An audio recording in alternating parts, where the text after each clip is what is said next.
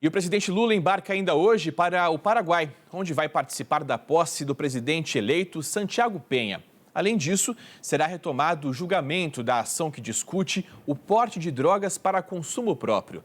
De Brasília, Fernando Jordão tem todos os detalhes para você.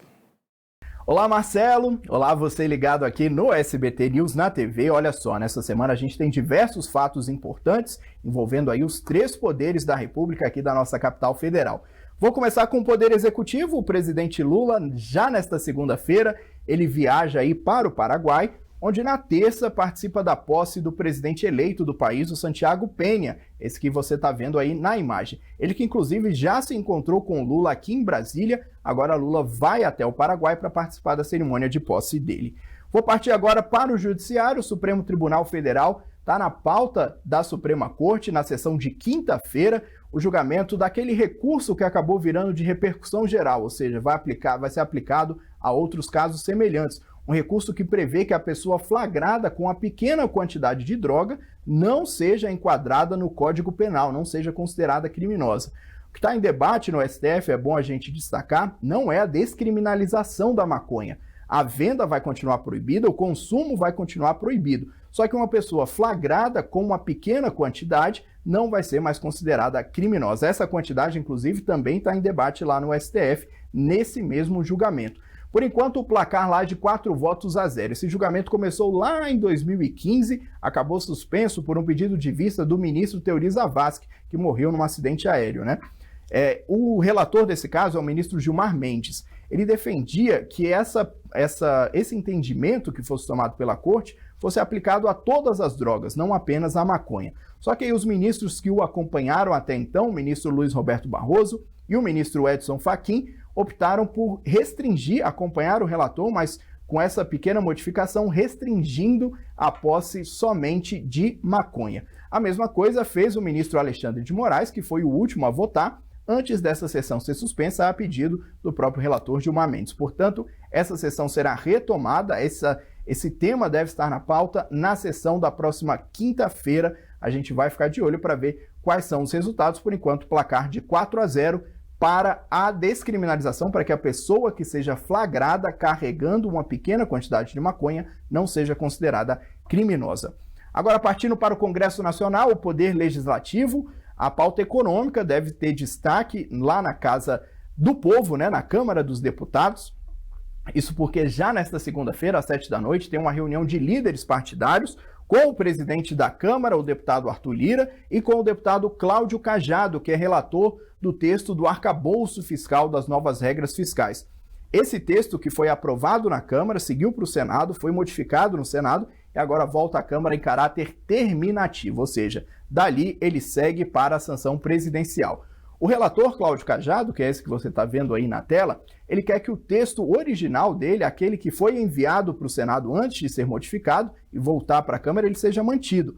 Tudo isso vai ser discutido nessa reunião de líderes partidários, com o Cajado e com o presidente da Câmara, Arthur Lira, marcada para esta segunda-feira, às 19h. Também deve ser discutida a data que esse texto vai ser levado ao plenário. Depois que ele for levado ao plenário, ele segue para a sanção presidencial, claro, se aprovado. Na verdade, agora os deputados vão analisar só o que foi modificado pelo Senado. Esse texto já tinha sido aprovado pela Câmara. Então, depois ele vai seguir para a sanção presidencial. A expectativa do deputado Cláudio Cajado é de que essa votação aconteça já nesta semana, mas a gente só vai saber depois dessa reunião. Vamos seguir de olho aqui também. E um outro tema também no Congresso Nacional é a CPMI dos atos de 8 de janeiro, que ganhou novos fatos aí para a investigação, depois daquelas operações da PF, né, depois daquelas descobertas da PF acerca do tenente-coronel Mauro Cid, ex-ajudante de ordem de Jair Bolsonaro, envolvendo as joias recebidas de Jair Bolsonaro enquanto estava no mandato, né, recebidas por Jair Bolsonaro no exercício do mandato. Essas revelações vão ser levadas aí à CPMI. A expectativa, inclusive, de uma votação de requerimentos, acerca de Jair Bolsonaro e também de Mauro Cid.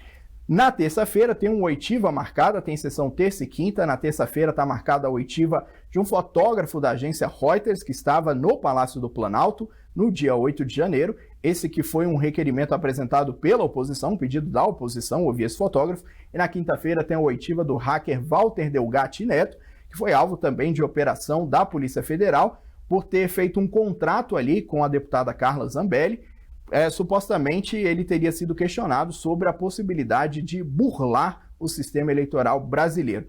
Walter Delgatti Neto, que está preso, vai ser trazido aqui a Brasília e ser ouvido na CPMI na próxima quinta-feira.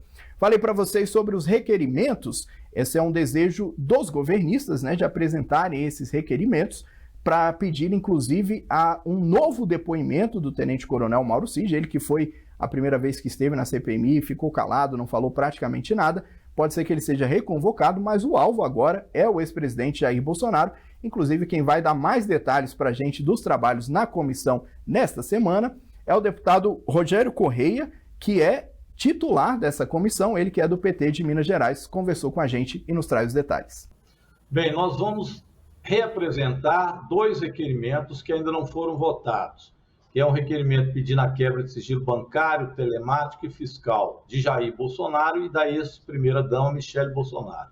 Também vamos ouvir o hacker Walter Delgatti, que foi aquele hacker que fez a denúncia da Lava Jato e que agora faz a denúncia de que o governo Bolsonaro queria que se invadisse as urnas eletrônicas para desmoralizar o processo eleitoral. E vamos também colocar em votação um requerimento para que a CPMI peça a retenção do passaporte do ex-presidente Jair Bolsonaro, da ex-primeira-dama Michele Bolsonaro, para que eles não saiam do país enquanto se investiga todo esse processo, particularmente o processo do roubo das joias, onde no avião presidencial essas joias foram levadas para ser vendidas nos Estados Unidos e revertidas para o próprio bolso do ex-presidente e sua família. São esses os destaques da semana na política. A gente vai seguir por aqui acompanhando tudo, né? Volto com você aí no estúdio. Valeu, Fernando Jordão, todos os dias trazendo aí no Poder Expresso muita informação, muito bastidor, enfim, muita coisa rolando em Brasília.